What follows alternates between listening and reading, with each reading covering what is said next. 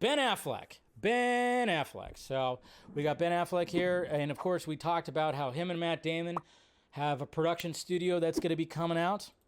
They're going to be coming out with some things. And Ben Affleck, basically, in this new Deadline article right here, he basically called out Netflix for, speaking of Netflix, for being an assembly line. What? Shots fired. Shots freaking fired. Oh, where's that? I had the drop. Where's it at? Oh, I don't think I have it loaded on this screen right here. Anyways, whatever.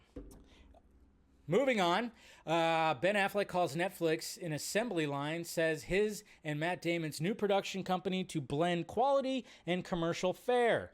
Ben Affleck says that his newly minted studio, Artist Equity, in partnership with Matt Damon, is going for films that are commercial but smart, that acknowledge popular taste, but that people remember 20 years later. He thinks and hopes his latest project, due out next year, fits the bill. Affleck directs, Damon stars in the true story behind the creation of the iconic Air Jordan brand, slated for release in 2023 in partnership with Amazon Studios, Skydance Sports, and Mandalay Pictures. Artist Equity anticipates releasing 3 projects next year, with plans to scale up a minimum of 5 per year in the future. And this is what Affleck said right here. He said, "I see no difference between commercial and quality." He was talking at a Q&A for New York Times, Dealbook Summit, blah, blah, blah. And then he says, quality takes time. If you asked Reed Hastings, I'm sure there's some risk in that, and I'm sure they had a great strategy, but I would have to say, how are we going to make 50 great movies? How is that possible? There's no committee big enough. There aren't enough.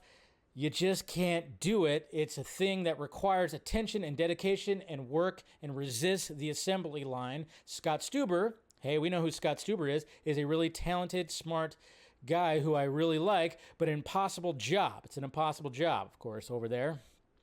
There's a bigger audience for action movies than there is for small dramas. I get that. Certain genres play more broadly, and you can't not be mindful of that. But let's do a good one. Let's surprise the audience. Let's make them care about it. So the first wave of streaming was about volume, Mr. Cardinale said.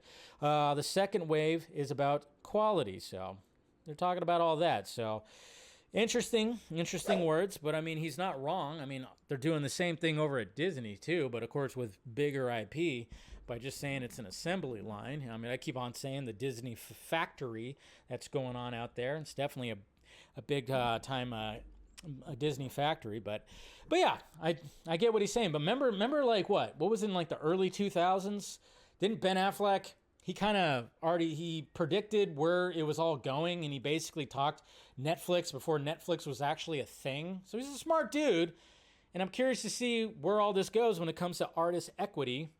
We know that they're gonna try to give more to the artists. They're trying to give more money to the artist, but I mean, of course, he's going to get a little change himself, but, him and Matt Damon, but that's what you do. That's part of business right there, but it's just like, man, shots fired. Yeah, interesting. But